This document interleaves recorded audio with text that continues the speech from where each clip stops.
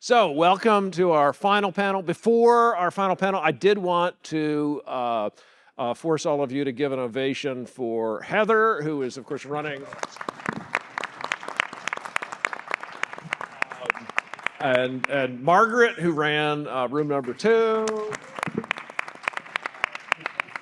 But enormous thanks to all of you for coming. Heather is going to send out something on Monday asking you for all your advice. Even if you have other advice or just kind of radical advice not contained in that, send me whatever thoughts you have. I will be expecting all of you to participate in committees or something like that because you cared enough about this to come the first time. So if we end up starting it occurred to me, if we do start an American Civic Thought Association, then the ACTA may be our big competition in terms of violating their trademark here. But I think it'll be okay. But it has been great fun. And what date next year? Wednesday and Thursday, September 23rd and 24th. Please put that on your calendar. There will be no football games of any importance on the Wednesday and Thursday. So please plan ahead for that. So what do we have left? We have, first, we'll talk about the educated citizen. I'll introduce them one at a time. So first we have Veronica and Rebecca talking about donors, democracy, and the liberal arts. Thank you. So just to preface this so everyone knows what to expect, we're co-presenting, so I'll just say half of it, and then Veronica will say half of it, and hopefully the change in tone will wake everyone up at this hour of the afternoon. So in a remarkable feat of speed for higher education, about 15 civics institutes have not only been established, but staffed, mostly in the last 3 years. Advocates cite political polarization as the reason for the center's rapid rise. On the other hand, many faculty and the AAUP allege that the reason for the center's rapid rise is political polarization. On the other hand, many faculty allege that the external provision for these centers undermines institutional autonomy or shared governance. While the rapid establishment of civic education centers may be new, America has a long tradition of external influences shaping college curricula, including accrediting bodies and funding sources. In this climate, this paper presents different models for externally supported civic renewal through the liberal arts and gen ed programs, focusing on the case of the Teagle Foundation's cornerstone Living and Learning Initiative.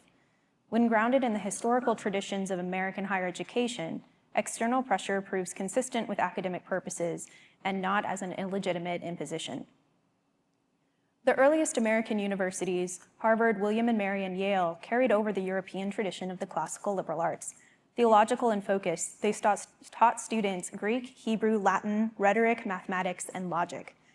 These subjects reflected the medieval trivium of grammar, logic, and rhetoric, and the quadrivium of arithmetic, geometry, music, and astronomy. These required liberal arts areas are the ancestor of today's core curricula. This kind of education imbued the founders, in the words of Merriweather, with trained memory fortified with great axioms, with flexible and adaptive language, and panoplied with hard, dry logic. Capabilities that, combined with an ability to act, allowed the founders to win the War of Independence and successfully construct a new system of governance.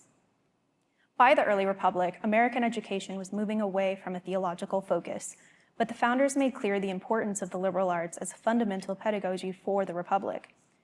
Dyer discussed some of this yesterday, but Washington wanted a national university to provide a liberal education. In a 1795 letter, he urged that young people from across America be educated in the liberal arts at a national university instead of abroad, so that they would better understand and contribute to their own country. This university would teach the arts, the sciences, and the belles lettres in their fullest extent, thereby embracing all the advantages of European tradition with the means of acquiring the liberal knowledge which is necessary to qualify our citizens for the exigencies of public as well as private life. Though the national university did not work out, the states gradually took up the mantle, starting with Virginia. The 1818 report of the commissioners for the University of Virginia, more commonly known as the Rockfish Gap Report, describes higher education's mission as both moral and civic, forming future legislators, judges, diplomats, and other leaders. Jefferson's idea of the university combines a wide range of traditional liberal arts with practical studies and a detailed curriculum, from foreign languages, mathematics, philosophy, and fine arts, to agriculture, business, political economy, and law, but not theology. These areas of study would form intellectual and moral habits, the habits of reflection and correct action, rendering them examples of virtue to others and of happiness within themselves. The debate over the utility of a liberal arts education is longstanding, raising questions of education's primary purpose within the transfer and cultivation of knowledge, moral formation, and shaping citizens. In 1852, John Henry Newman defends the liberal arts as learning to use one's mind well and to get closer to apprehending reality. Philosophy, ethics, theology, mathematics, and science are helpful for this pursuit, but the fine arts help us understand reality through beauty. In the 20th century, Robert Maynard Hutchins defines the liberal arts as grammar, rhetoric, logic, mathematics, and adds that they consist of the contemplation and regular manipulation of things as symbols with an eye to the truth. These core studies, he argues, make possible both the natural and useful arts, such as science and medicine, and the fine arts. Education for Hutchins helps students uncover the traditions within their society, a necessary step for improving these traditions. Like Newman, Hutchins argues for learning's sake, against John Dewey's pragmatism. In 1945, Harvard's General Education in a Free Society, which is also known as the Red Book, similarly stresses that the citizens of a free nation should learn the wisdom of the ages, those fields in which value judgments are of prime importance, alongside sciences and languages. Even in this brief summary, we see agreement that higher education includes at least grammar, logic, rhetoric, and mathematics, carrying on the medieval tradition despite having less utility. By the time of the Harvard Red Book in the 20th century, higher ed moved away from its historical liberal arts model and towards university departmental structures we know today with an emphasis on research and pre-professional studies. In the early, by the 1860s and 70s, the research ideal had planted itself in American higher ed, as seen in Harvard, Cornell, Johns Hopkins, and others.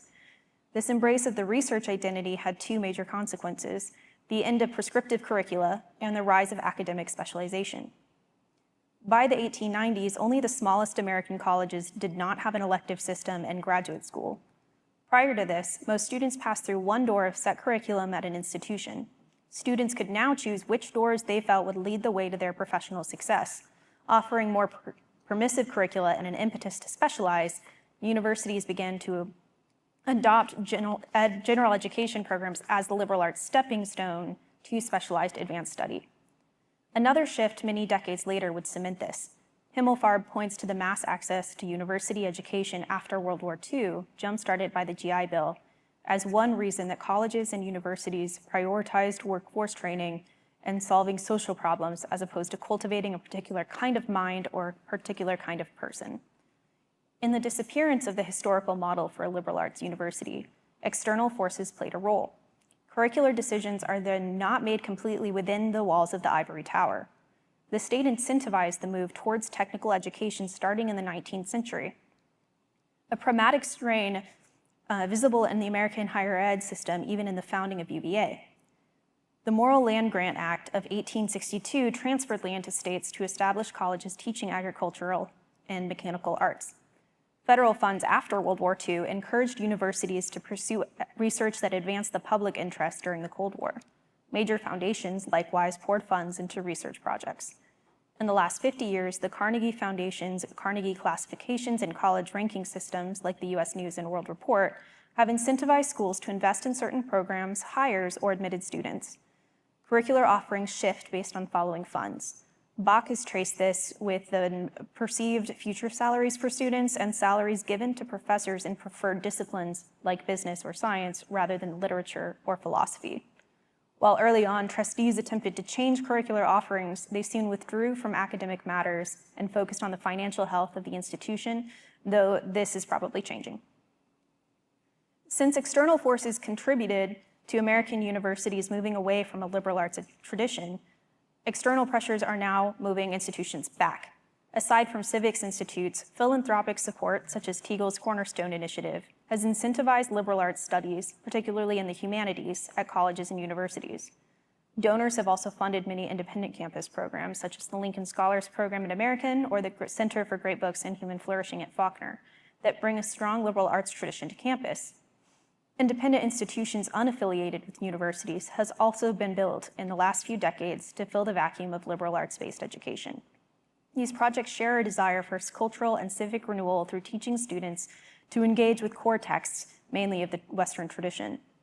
Some cater to students across different universities, such as the Hudson Institute or the Hertog Foundation, and others, such as the Catherine Project, educate the general public, while programs such as the Paideia Institute serve both audiences. These programs reinforce the idea that there is a real demand for liberal arts learning, one that colleges and universities are not meeting in their general education curricula. A demand for liberal arts education and its overlap with civic education for students at all types of institutions can be seen in the success of Teagle's Cornerstone Living for Learning initiative, now adopted at over 120 colleges and universities nationwide, with an astounding range of institutions from community colleges to large universities like Cal Poly Pomona, Vanderbilt, and Ohio State itself. Modeled on the Cornerstone Integrated Liberal Arts Program's success at Purdue, the initiative emphasizes the study of transformative texts in general education as cultural and civil renewal. Teagle's president, Andrew Delbanco, makes clear that the liberal education that Teagle promotes is, quote, education for democracy, in which students consider that they may be mistaken about the world and about themselves. Whether during the protests of 1968, 2023 to 2024, or after a campus assassination, the intellectual humility and openness that a liberal education should cultivate are always vital to civil society. In the Cornerstone programs, students read transformative texts, a term of art for great books or core texts, through a gateway course or course sequence that fulfills general education requirements and taught by full-time faculty. The grant initiative has incentivized three aspects of a strong liberal arts education. One, community through shared intellectual experience. Two, coherent pathways through general education, as they term it. In other words, interrelated courses required of all students. And finally, three, lasting faculty commitment with a list of full-time faculty who will teach all these texts. Infusing liberal arts programs with community, coherence, and full-time faculty helps Cornerstone capitalize on and invest in the key formative period for college students and bring meaning to both liberal and general education in the process. These three factors make liberal arts studies feel less like a checkbox to mark off, unlike distribution requirements, which offer long lists of unrelated course options in an attempt to avoid recommending any particular content. A core curriculum forces a university to take a stand, or as Roosevelt Montas puts it, think concretely about the meaning of a general education and clarify the values that inform its curricular choices. It also requires faculty to think beyond their discipline and articulate their own specialized concerns within a broad framework of what a generally educated person should know. Delbanco, too, identifies the, quote, collapse of a consensus about what students should know as a central problem for universities of today. Amidst this collapse of consensus in general education, the role of great books in liberal education is relevant today as they give students an intellectual and cultural foundation to inquire about the world they inhabit. The stories have observed that gen ed programs themselves tend to be either distribution requirement style introduction to disciplines or great book style fundamental text courses. And indeed, in my experience reviewing hundreds of gen ed requirements, it is unusual to find a program of general education that is holistic, coherent, but is not great books based. Intellectuals ushered in the concept of great books, in fact, at the turn of the 20th century as a more universally accessible alternative to the specialization of the then new research university. Building on that tradition, Teagle today claims that transformative texts perform a democratizing function in giving students the analytical tools and historical awareness to interrogate themselves and the culture and society by which we are all partially formed.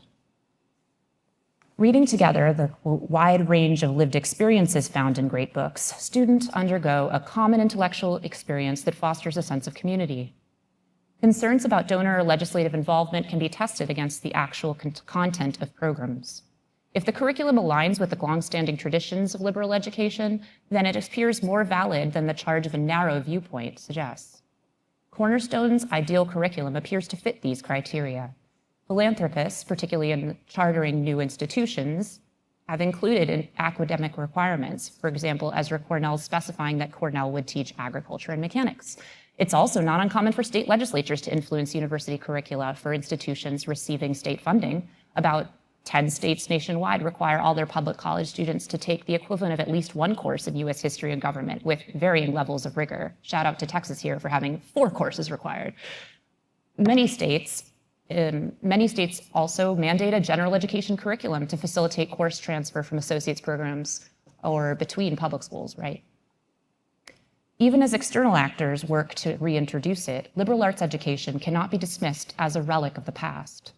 Instead, it's a thread running through the history of higher education with a long list of contemporary defenders, including Derek Bok, President Emeritus of Harvard, Jonathan Marks, Fareed Zakaria, John Agresto, Anika Prather.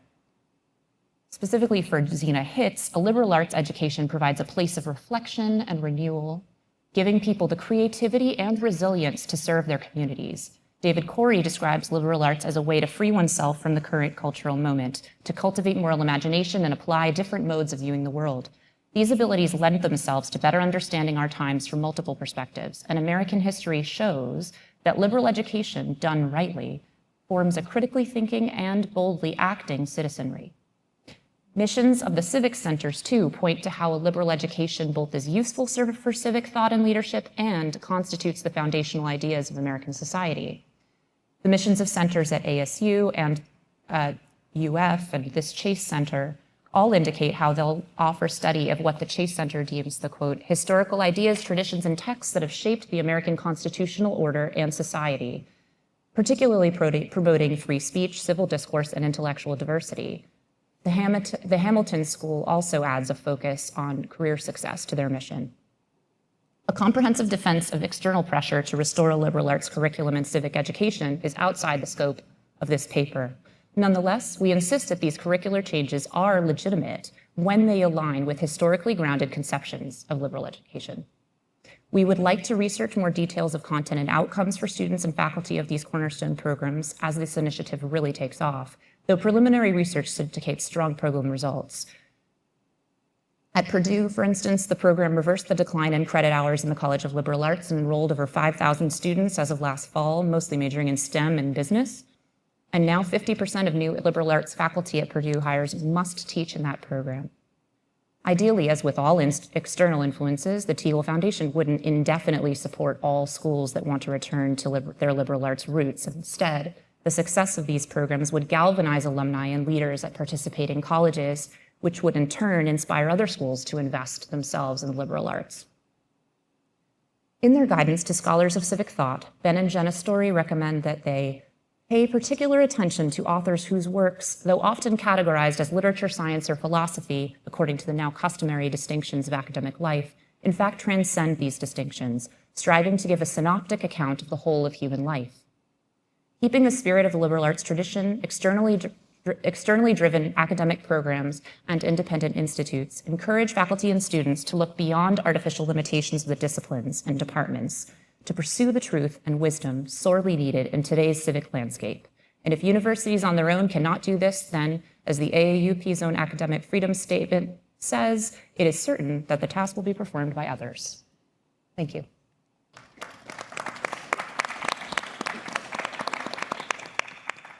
Well, Jason, tell us about Seymour, Indiana. Yeah, get ready for a case study.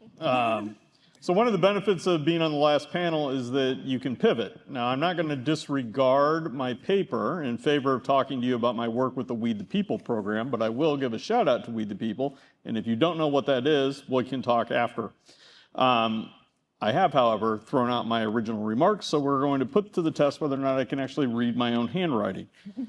So let me start by thanking the Chase Center and you all for such a wonderful conference. First of all, because of the diverse ideas and approaches to civics and civic education we've had the pleasure of listening to the past 2 days. But secondly, and more personally, because for the past 2 days, I've gotten to be a bit more than just the Disney class guy or the Eisenhower guy, which is how most of my students know me. For the purpose of this conference, I get to go back to my roots a bit. I cut my academic teeth doing religious history, and for the past few years, when I'm not doing Disney or liking Ike, I've been the resident historian for the Congregations and Polarization Project based out of the Center for the Study of Religion and American Culture at Indiana University, Indianapolis, formerly known as IUPUI. I say resident historian because I'm surrounded by a bunch of religious sociologists. Our work, funded by the Lilly Endowment, is looking at how religious congregations are navigating an increasingly polarized cultural landscape. And that brought us to Seymour. This is the Hoosier small town that gave the world John Mellencamp. Though in a largely rural portion of southern Indiana, the community is today an economic hub, home to large businesses based in agriculture, such as one of the largest egg-producing farms in the nation, and industry, including a large auto manufacturing plant, alongside small businesses and other community partners. And Seymour has also become a hub for immigration. And it's because of immigration that Seymour is an important case study for understanding the state of civics in America and the importance of civic education today. In 2022, Seymour was one of 3 Hoosier communities selected by the state and spearheaded an effort by the Indiana Economic Development Corporation to take part in a Brookings Institute-supported initiative to create hubs for economic inclusion programs. That's a direct quote. Determining what these programs would be was up to the individual communities. After taking into account data provided by the state and Brookings, consultation with local businesses and community leaders and organizations, and most importantly, listening sessions with the public, the civic need of economic development would be met by the civic virtue of discussion. Seymour political and civic leaders, led by the then recently re-elected mayor, were enthusiastic about the project and the prospect of future economic development and what that could mean for the community. The idea was that Seymour would become an economic hub and then a spoke for further development in the area. They leapt into the process, did the work, read the studies, and led the meetings. One of the emerging goals that was identified was creating a central location for immigrant-friendly programs. I want to stress that these programs all already existed. What really the proposal was to give them a building where they could all be located centrally, so sort of a one-stop shop. Immigration had a long history in Seymour. In the 19th century, the town had seen an influx of German immigrants, both Lutheran and Catholic, that had run into and eventually assimilated with native-born Americans. But in the late 20th and 21st centuries, a new wave of immigrants from Guatemala and a smaller Haitian contingent had arrived in the town as well. This latter wave had found support from many local churches and community groups, and Seymour had even received national recognition for how these immigrants had found a home in the heartland. Indeed, they were the subject of a National Geographic report on just how, especially the Guatemalan community, had more or less resettled in Seymour. However, there was going to be backlash. No sooner had Seymour's leaders announced their proposed plans than critics centered in on the proposed Immigrant Welcome Center. Led in part by a state representative, these critics said that the center would turn Seymour into, and I'm quoting here, a sanctuary city. They discussed as well rising numbers of non-English speaking students in local schools, claiming that they were overwhelming teachers. And they cited several highly publicized crimes that had involved immigrants, including a horrible drunk driving accident that resulted in the death of several people. This backlash, however, caught supporters of the plan flat-footed and totally by surprise. I want to note right now that this is not driven, so far as we've been able to tell, by any sort of partisan divide. The mayor, a supporter of the plan and really who had spearheaded it, and the state representative who helped lead the opposition, and the vast majority of voters in the town and the county are Republicans. It was not a divide driven by business interests versus those who might be seen as missing out, nor was it driven by religion. Many of the congregations that existed in the town already had Spanish language, even Haitian language services or service options. Many more of them had mission ties to these countries as well as the fact that in the case of the Guatemalan immigrants, they had founded 4 churches of their own. And they were integrated into the life of the community. Rather, this is something that was driven totally by polarization. Many of the detractors, of course, were caught up in a version of illegal immigration that was put forward by the Trump administration that was, for a time at least, an important part of the 2024 election cycle. But the detractors also centered in on feelings that outside forces were imposing their agenda, economic development and an immigrant welcome center, on Seymour, and that their views, despite the listening sessions and ample opportunities to express those views, had not been listened to at all. What we have here is seemingly a breakdown or a fracturing of civics, civic virtue, and I would add civil religion. Supporters could claim that they had done everything right civically, and yet to the detractors, none of that mattered, because they could argue that it was only by actively opposing this proposal that they at last were being engaged and listened to. These two opinions are both, I think, and a bit ironically, correct, even as the end result has been that the community that once seemed united in its outlook, its politics, and even in congregational unity suddenly finds that to not be the case. And I'll give you a quick example of this. On Thursday, while I was driving to Columbus, one of my colleagues was in Seymour interviewing 8 local pastors about their experience with this entire project. Most of the pastors had been actively involved in the listening sessions.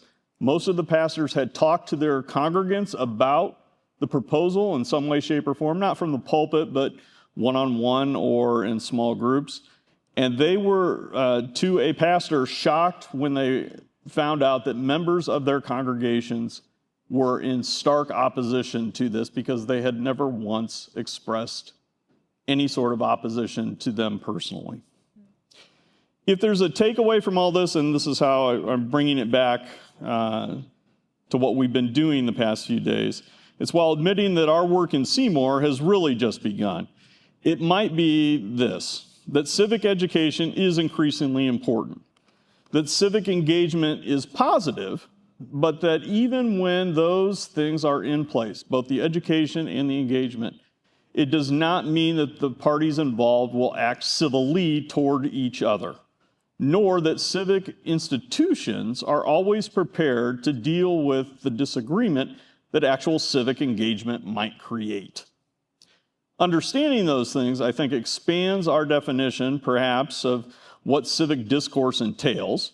It also challenges us to consider what it's going to take to foster civic education in this time of polarization.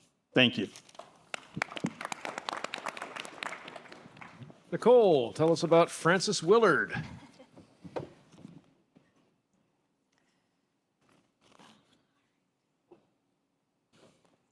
Great. Well, first, I just want to thank everyone for the Chase Center in particular for such a wonderful conference. It's been a real honor to learn from you all. So writing about the nervous strain that seemed to plague American life in 1910, the Catholic essayist Agnes Repplier made a pointed observation about the reading habits of certain modern women. Pages of history, she acerbically noted, make tonic reading for comfortable ladies who in their comfortable homes are bidden by their comfortable doctors to avoid the strain of anything and everything which makes the game of life worth living. In an era of unprecedented peace and material abundance, she was struck by the number of women who struggled under the supposed oppression of, quote, telegrams, telephones, clubs, lectures, committee meetings, and societies for harrying our neighbors. and who responded by embracing rest and retreat into sanitized accounts of the past. Although she never identified as a new woman, Replier's career as a prolific critic of American society and politics warrants her inclusion in a generation that fomented the beginning of a serious revolution in gender roles at the turn of the 20th century.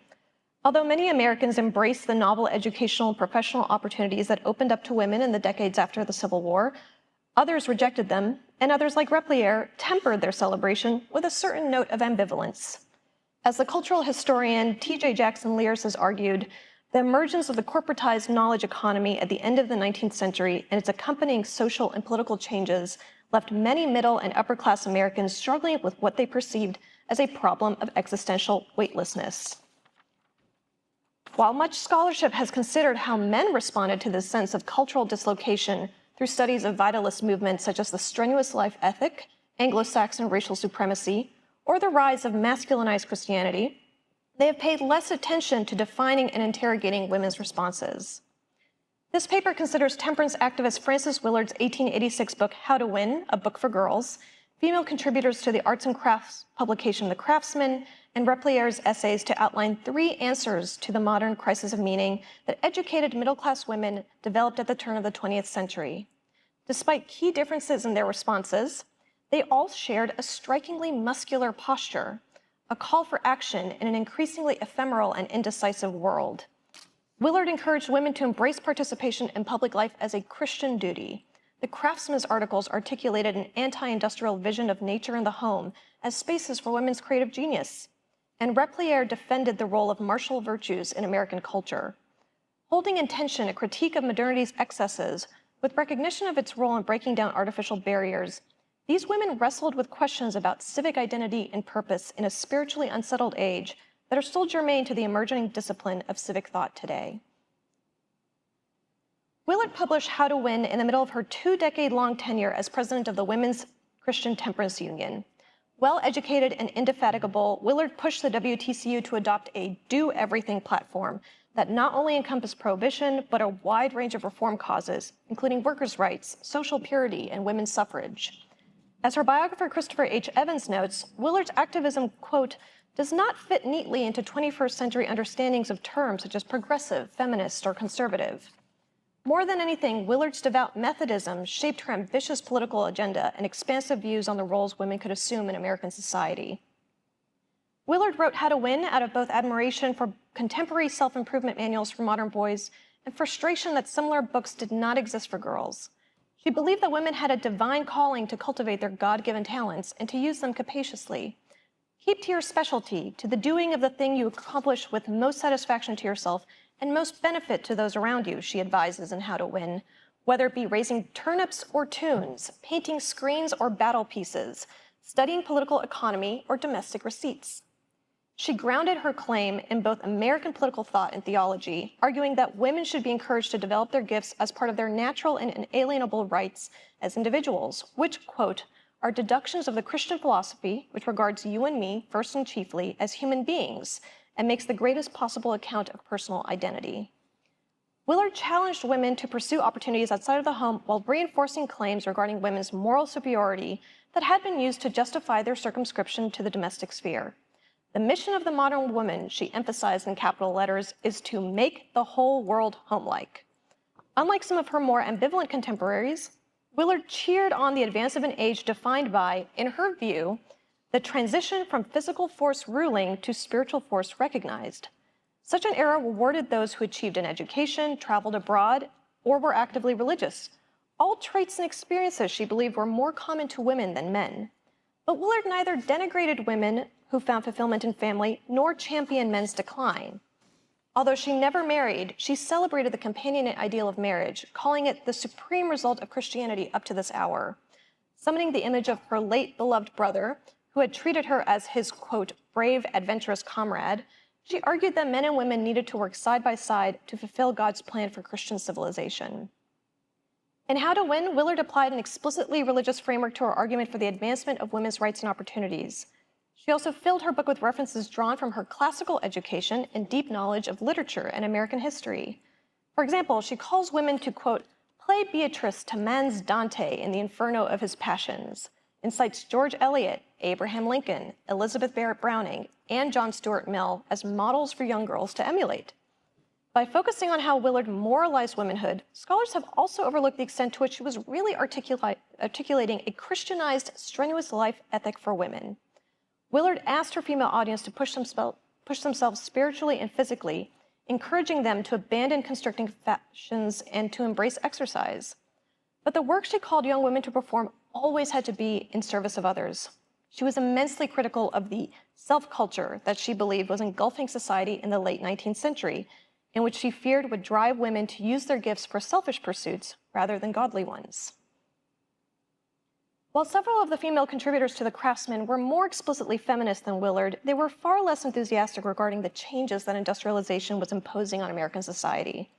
Published by the furniture designer Gustav Stickley from 1901 to 1916, The Craftsman was one of the leading publications of the arts and crafts movement, which aimed to revive the Republican ideal of the independent artisan in American manufacturing, design, and culture. Like Willard, the women who wrote for The Craftsman emphasized the importance of action, that they were motivated by an anti-modern desire to return to supposedly natural ways of living rather than the pursuit of a religious crusade.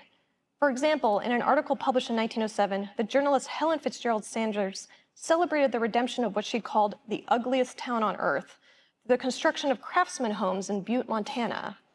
Sanders believed that craftsman architecture represented the restoration of man's connection with nature, a connection that had been violently severed by Butte's copper mining industry.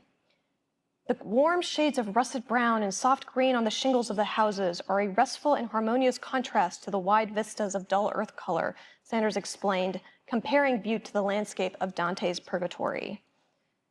Such anti-industrial themes recur in Craftsman pieces on as disparate topics as commerce, theater, and fashion, and fiction.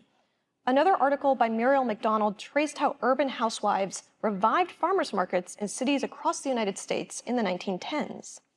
In the review of an outdoor production of The Trojan Woman staged in New York City in August 1915, the art critic Mary Fanton Roberts not only praised the play's anti-war message, but how rejected what she bemoaned as art sequestration in, quote, theaters and libraries and museums through the exigencies of our foolish, artificial, hothouse civilization. Poems and short stories submitted by women to the Craftsman frequently featured male and female protagonists who turned to the woods to escape the pressures of conformity and urban living. They also satirized society ladies who soothed their existential angst by mobbing lecture circuits instead of finding meaning in craft work. Like Willard's muscular vision of Christian womanhood, magazine contributors such as Marguerite Bigelow argued that the girl of tomorrow, who would be ushered in through the arts and crafts movement, would be, quote, ruddy and rosy, alert and active, ready for life. They will be free women, owning their own straight, strong bodies, their own alert and active minds, earning their own livings by honest labor in many trades and professions, or in the homes they glorify. But this vision of artisanal rejuvenation was not uncontested. As early as 1903, the suffragist and leather artisan Mary Ware Dennett warned in The Handicraft, a rival arts and crafts publication, that the movement would ultimately fail if its program was not accompanied by serious economic reform. If the demands of industrialization continued to deny working-class Americans the time and training to become skilled artisans, arts and crafts would remain nothing more than a therapeutic refuge for enervated elites. Delving into the anxieties of enervated elites was one of Agnes Replier's specialties. A lifelong Philadelphian, Replier was a prodigious autodidact despite having been expelled from Catholic boarding school and a private tutor by the start of her teens. Beyond a 1949 biography and a volume of her works edited by the historian John Lukács, Replier remains a curiously understudied intellectual despite her status as one of the most well-regarded American essayists of the Progressive Era. As Lukács argues, she was a conservative feminist who, quote, knew the follies of an exclusively male as well as the exclusively female viewpoint. But threaded between the many layers of her incisive social commentary is a recurring concern with modern society's misallocation of nerve, especially in an age that acted as if the problem of violence and warfare was being relegated to the dustbin of history.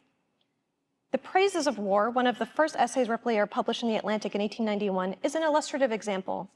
A survey of popular literature rather than a call to arms, Replier held up the apotheosis of action found in works by romantic authors such as Walter Scott and Lord Byron as antidotes to the morbid introspection that had come to define novels produced at the end of the 19th century. Quote, "The wandering knight is well nigh as disencumbered of mental as of material luggage," she noted, confessing an envious liking for those days when the tumult of existence made its triumph, when action fanned the embers of joy, and when people were too busy with each hour of life as it came to question the usefulness or desirability of the whole. Noble causes as they were, the impulse towards social reform and philanthropy that preoccupied Americans at the end of the century were simply poor substitutes for the deeply human satisfaction that accompanied the rush of battle and the slaying of dragons. But Repplier was too much of a level-headed contrarian to give in entirely to romantic nostalgia. In fact, part of her frustration with modern sensibilities lay in what she perceived as self-indulgent excess of sentiment. While sympathetic to campaigns for labor reform and women's voting rights, she decried elites who lent material and rhetorical support to shirtwaist factory workers who assaulted strikebreakers, the militant tactics of English suffrage activists, and public intellectuals who, like Willard, justified giving women the right to vote exclusively on the grounds of women's purportedly superior moral qualities. Quote, "The vision of a good cause debauched by hysteria is familiar to all students of history, but is no less melancholy for being both recognizable and ridiculous," she concluded witheringly. Instead of sanctifying shirtwaist workers and suffragists, Repplier believed that Americans needed to concentrate their moral outrage on Germany's depredations in Europe and use it to stiffen their resolve for war. She had no patience for pacifists like those found in the pages of the Craftsman, and she mobilized social, political, and religious justification for American entry into World War I. "Heroism is good for the soul and bears as much practical fruit as lawmaking," she argued. "We must always reckon with humanity, unless indeed we are orators living in a world of words and marshaling unconquerable theories against unconquered facts." She published these words in January 1915, months before the sinking of the Lusitania galvanized American public opinion toward intervention, but when it was clear that the modern world was returning to more ancient patterns of international affairs. To act in the world is in many ways to struggle with it. From the purchase modernity afforded them as activists, makers, and thinkers, the female authors I have surveyed here were inviting their readers to act in modern America and thereby struggle with it. Frances Willard wanted Christian women to pursue new avenues to build God's kingdom on earth. The contributors to the Craftsman sought to stymie the advance of industrialization, and Agnes Repplier warned of the costs of mistaking sentiment for virtue. If we, living through our own age of weightlessness and restlessness, see in their arguments a flicker of recognition, a good exercise in civic thought might be to sit with the insight their critiques offer and to also sit with the limits of such critiques. Thank you.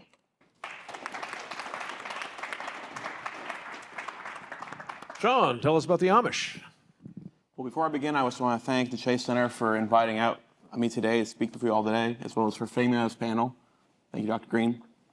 And then thank Dr. Gilad in the back for his work over the last 2 years to help me write this paper. As I'll further clarify that as a current legislative aide, these views are my own and are not necessarily of my employers at the Ohio State Senate. To start, I want to frame this paper and issue in a wider context in the conflict of the American legal system. Since our founding, there has been a long-standing tension in U.S. law between public safety and religious freedom. And Ohio's House Bill 30 serves as a modern example of this conflict, reaching Ohio's doorstep. In my paper, I will show how Ohio's Amish today are not having their rights taken away in an unconstitutional manner, as some may claim, but I will show how the state of Ohio is operating within their regular constitutional power to regulate public safety, and most importantly, regulating towing on public roadways. To understand the story, we must understand the Amish social structure, the crux of which is around their community governance. Now, the eldest of men form an assembly of bishops to set the moral guidelines and resolve disputes, and commonly will use shunning to maintain purity and adherence to their perspective on Christ-like virtues. These practices, in reality, give bishops significant social and spiritual authority. So how does this connect to House Bill 30?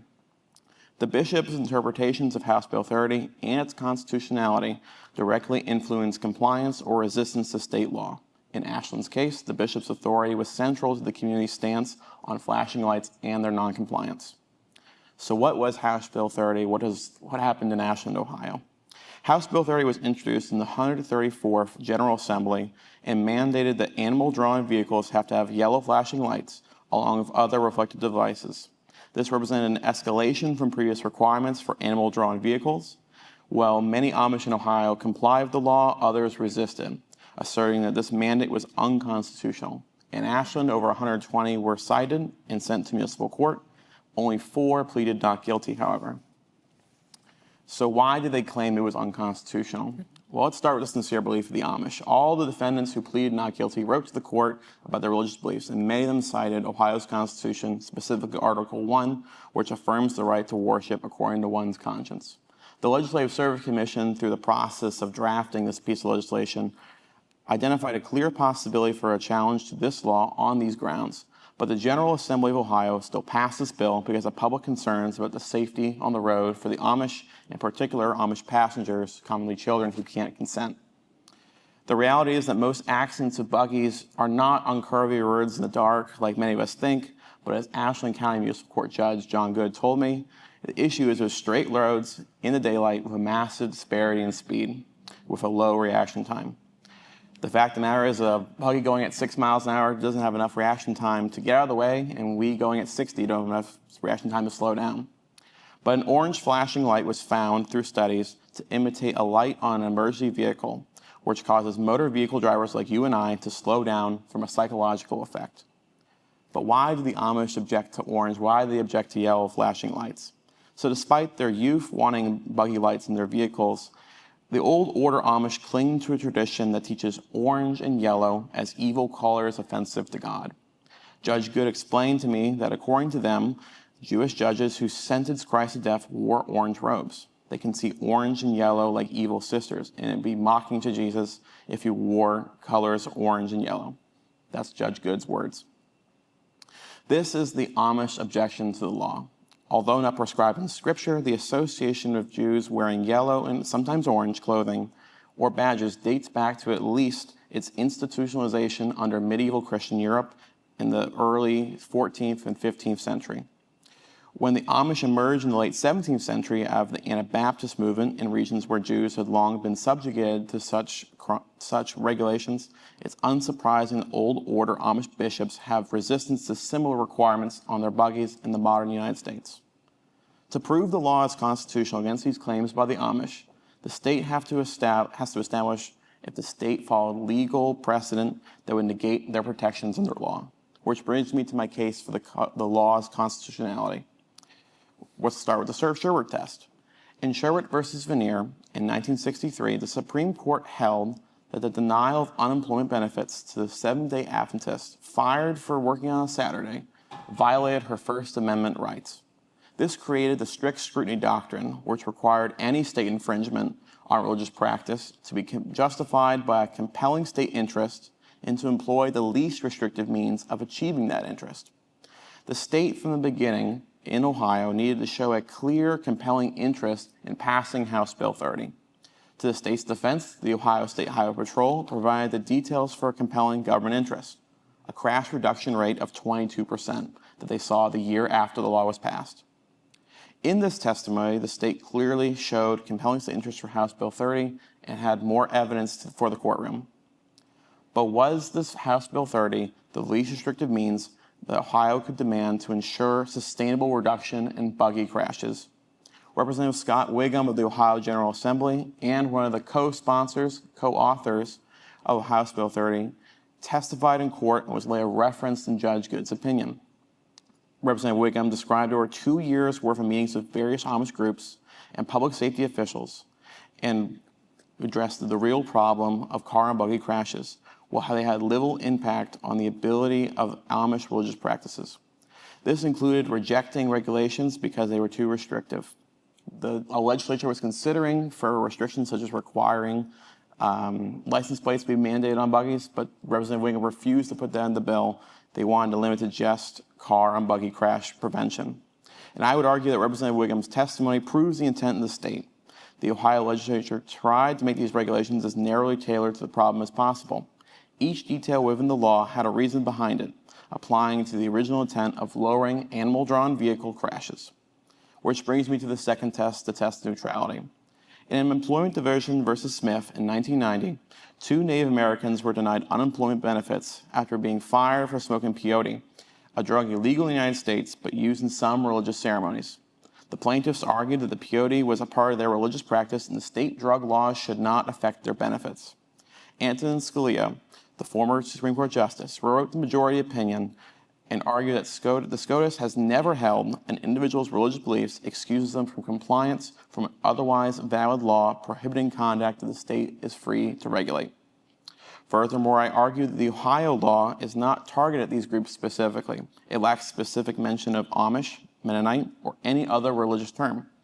House Bill 30 only addresses animal-drawn vehicles. It applies equally to everyone. The law even includes exemptions for Amish agriculture, demonstrating an effort to keep regulations religiously agnostic in practice while supporting a compelling government interest of lowering crashes. But more importantly, Justice Scalia states that states can regulate actions within their jurisdiction.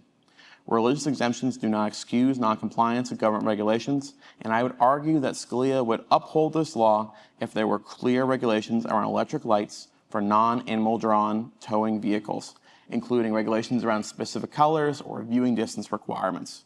The fact of the matter is there is Ohio Revised Code for all of that.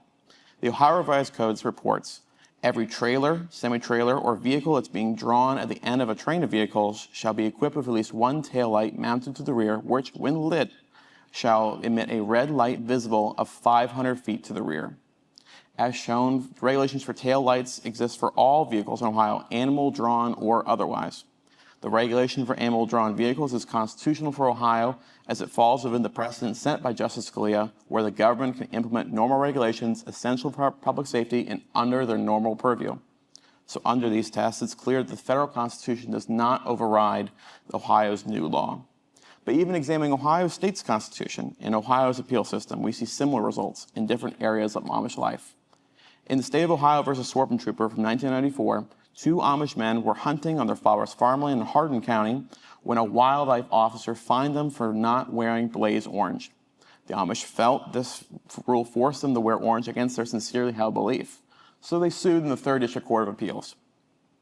This court later upheld the law and the regulation on wildlife and emphasized that certain privileges, like hunting, are not fundamental rights. Like this case in the Ohio Supreme Court, under House Bill 30, Ohio treats the use of public waterways as a regulated privilege, not an absolute right. House Bill 30 does not ban the Amish from the roads. It simply requires safety lights to protect occupants from others, just as blaze orange is used to protect hunters downrange from others around them. Driving on a public roadway, I argue, is not a right but a privilege, because the state of Ohio has already required citizens like you and I to pass licensure tests for driving privileges. Furthermore, for the privilege of towing certain loads down public roadways, we have to pass further tests, such as a commercial driver's license.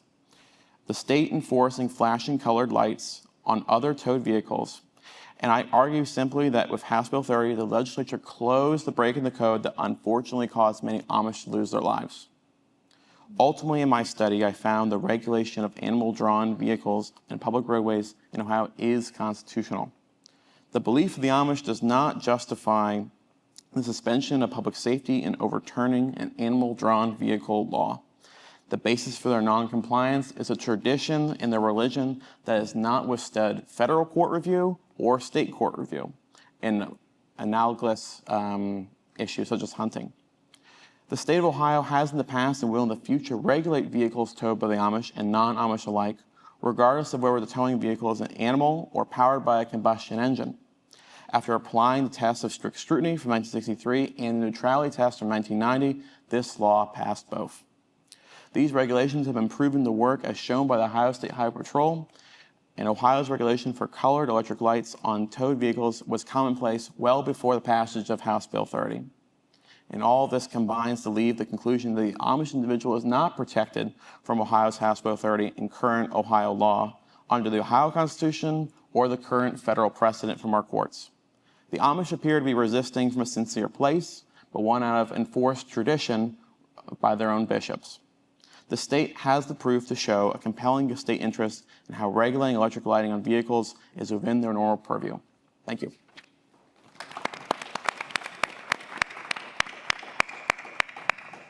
So I think we'll go slightly past 5:30 because we have a few more folks. Why don't we? Haven't heard from Aaron in a while. Let's go with him first. 2 very brief questions. The first for Nicole, second for Sean. Nicole, in your talk, you mentioned, quote, to make the whole world home-like end quote. Could you please clarify the relationship between civics and a global perspective? That is, if this indeed is referring to a global perspective. Second, for Sean, why couldn't they put red lights on the buggies? Yes, so I do think that Frances Willard had a post-millennial, somewhat globalist vision, but I think the crux of her message there is really focusing on the United States and those three elements of social reform, temperance, social purity, which really meant, high standards of sexual ethics for men and women, and then workers' rights. I mean, she was very involved on the WTC was actually quite involved in that. So I think what she's promulgating is a really interesting inversion of, the idea that the home is this private space. And I think what she wants is she wants women to go out in the United States primarily and bring maybe you could maybe connect it to like the Republican motherhood ethic, but to bring that ethic into the public. There may have been a global dimension, but she was so focused on, correcting the ills of what she perceived to be endemic to 19th century American society that I would circumscribe it to that. But and the civic component, I would say, I think her emphasis on education for women, she had a classical education. She very much encouraged women to get an education and wrote very movingly about her own educational experiences. Again, it was in classics, but it was also in American history and American literature. So that's why I thought her life resonated a lot with the themes of this conference. It's a great question about red, and that's something I asked when I first started this project. I actually brought up to Judge Good in Ashland directly of how we could change it to white or red or seemingly meet the Amish where they're at, so to speak. But he had actually enlightened me on the hunting side, because this is the case that happens in Ashland every year, not just in the Supreme Court level. So the Ashland who are cited on the blaze orange requirement, they actually are caught wearing red because they think it saves them and protects them, but also adheres to their laws and our state's laws. But the fact of the matter is we still require blaze orange for hunting because it's simply just more effective. Throughout OSU studies and traffic studies from the Ohio State Highway Patrol, they found that orange and yellow achieve that compelling state government interest, not the color red. That's why we require explicitly in the legislation yellow or orange. Tom? I wanted to talk to Veronica and Rebecca. I'm at the Jack Miller Center. I want to give as a preface to my question that I'm like the most pro-great books person imaginable. I went to St. John's College, Jack Miller Center. We do all of our seminars with primary texts, read closely, in conversation. We work with the Teagle Foundation on a project doing that kind of programming with community college folks, and very involved in the schools of civic thought, trying to figure out how to make those work. And one challenge I see with Teagle's mode, and potentially for the schools of civic thought that are interested in adding a great books major, which I know some of them have or will, is graduate education is formed around, relating to your history, research disciplines that are very narrowly focused, and preparation to be teaching in a lot of people are not prepared to be teaching outside of their discipline. And in some of the Teagle programs, I worry they're not doing as good a job as they could because they don't have that preparation. And I just wonder in general how, if this is where the world's going, one hope could be is maybe there can be changes to graduate education or support for types of graduate education that support that kind of work to do that work effectively. Because I'm in agreement that genuine liberal arts general education is one of the most significant things that a university could achieve. So I wonder if you've thought about that or how you would think about that. Sounds like there are a few things to answer there. First of all, just to clarify, which direction are you thinking that graduate schools might go? Just more interdisciplinary potentially? Yeah, or if it were and to it could be a catch on. professional development. I mean, I'm thinking about my own work too, which Yeah. is like we could do programming for folks going to schools of civic thought. Sorry. But That could be integrated into graduate programs. And I would like to have a justification to tell graduate programs that you need to be doing that Yeah. instead of other types of professional development that I think is either benign and worthless or worse, not benign. I don't know if I'm the most qualified to talk about graduate programs here, but it seems to me from trends that graduate programs are suffering right now. Admissions in the humanities and social sciences are being frozen at a lot of institutions, including like my alma mater, Chicago, concerning stuff, like especially thinking of social thoughts, one of the few that's explicitly interdisciplinary and is not admitting new students and has had issues with that for a while. So I struggle to answer that part of the question with regard to the preparation for graduate school being possible in the context of a great books major. I mean, I think you could speak to that directly from personal experience, but obviously a lot of these programs encourage, well, this is a general education program, first of all, so by definition, you have an option of going on to another major that's completely different. For instance, the Purdue people, as I've mentioned, I think, are largely STEM and business. But you could also, within the context of a great books major, and I think a lot of them are minor or certificate degree programs, if anything, they major in that plus, or they might at the most major in great books plus something that's more traditionally disciplinary. But were there other things that you want to respond to? Were you asking about preparing students for grad school or preparing graduate school students for teaching liberal arts? Both. The latter? Oh, then my bad. Well, I think that there's a movement towards online master's programs that are focused in the great books, and I wonder if there could be a parallel of almost like a certificate side one of these programs, because that's something that I see donors really interested in, is kind of how do we get enough students that are qualified to teach this? Are there people interested in teaching this? So I think that there's a pathway that COVID almost allows of like, how do we teach this online? Which is also kind of a theoretical question of, is that anti-liberal arts? But that is one way. Nice. And the final question for the inaugural CCTEL, Daniel Galata. Thank you, very much enjoyed. I was wondering if I could get Sean and Jason into conversation with each other, because one of the things that strikes me about both of your papers, obviously, is the communal, we have to get along and live in society despite different religious beliefs. And one of the things, at least I'm championing with our Civic Center, is religious literacy as a part of that. But having literacy doesn't mean you always get your way legally. As Sean and I research, Satanists trying to get abortion as a constitutional right might not actually fly. So I'm curious in terms of putting what you were talking about before, Jason and Sean, about what is the role of A, understanding the Amish, and B, understanding the law that maybe we could learn from as civic-minded centers teaching religious literacy. And also for you, Jason, a similar perspective, like what might what we could do from a religious literacy angle that, again, it's not going to like solve that there's going to be disputes at the ballots or at these meeting houses. So I'm just curious, what is the role of religious literacy in all of this? Go ahead. All right. Well, thank you for the question, Daniel. I really appreciate it. So on that religious literacy aspect, in Ashland specifically, so I talked to Judge Good, and I asked, why Ashland? Why was this the one county in the state of Ohio that had over 121 citations, where every other neighboring county had 3 or 4?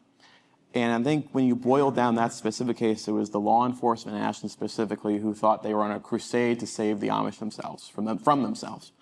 So I think if you're talking about what's the benefit of religious literacy, I think the sheriff could have benefited from that in that regard, because they understand the risk.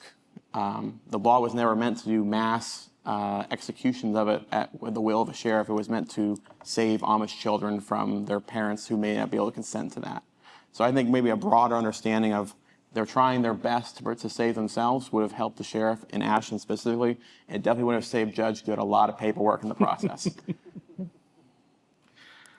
Oh, Danielle, this takes me back to when I was a guest on your podcast. Now I have to think about what I'm going to say. So one of the things that we've looked at, and not just in the case that I talked about, but in some of our other work with this project, has been the bandwidth of pastors and priests. One of the things we hear from them in particular is I have my people for 25 minutes during a sermon.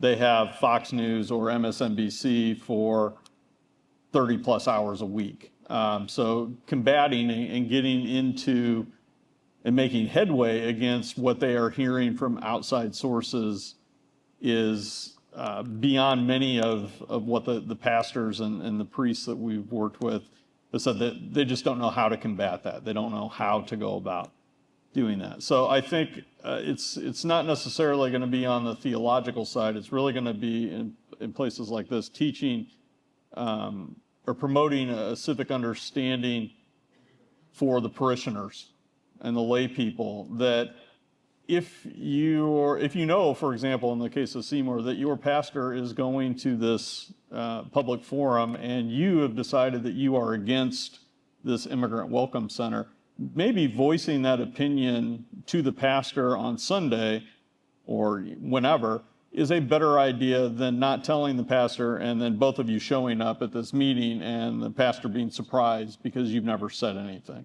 I think it's that promotion of dialogue. Now, one of the things that my colleague reported, because he knew I was going to be here and talking about this, was that the members or the pastors reported to him that the members of their congregations tended to follow, and this, I should say this, there were 8 congregations represented, a few mainline, mostly evangelical Protestant congregations at this particular meeting. They followed what we've come to deem as the older ethic of you check politics at the door, you're there to worship God on Sunday, and politics doesn't enter the discourse or as much as possible. And so there's that other sort of flip side of this in which the parishioners don't think they should talk to their pastor about it because that's not what he or she in these cases are there to listen to. So I think it's an expanding understanding of what civic education can be, and maybe even the role of religion within civic education, or the role of religious people within civic education. Well, again, thank you very much. Next year in the Blackwell. And everybody travel safe.